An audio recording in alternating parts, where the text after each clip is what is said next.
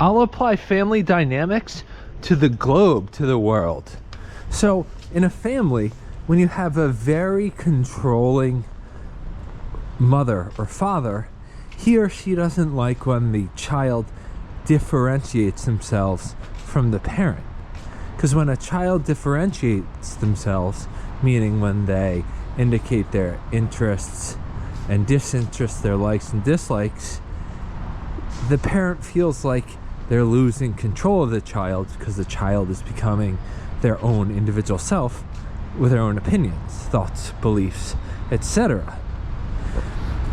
When you look at world history, you have countries who colonized countries.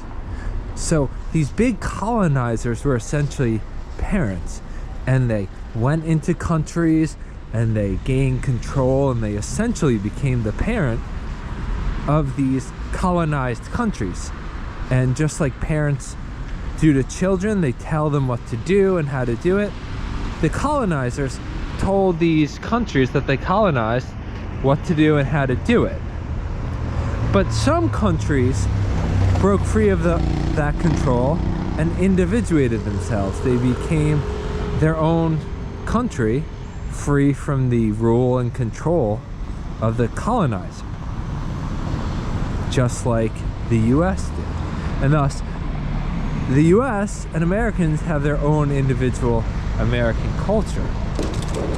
But not all countries truly broke free from that colonial control.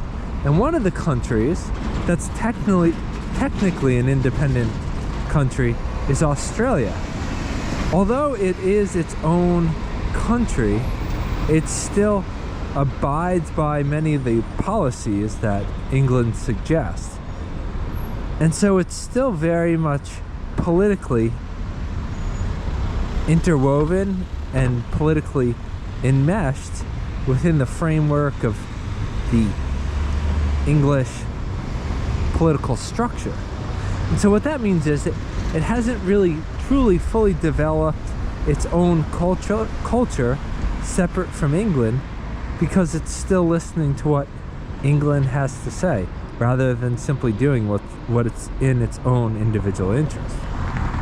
And so that's a key difference between a fully independent nation and a quasi-dependent nation such as Australia.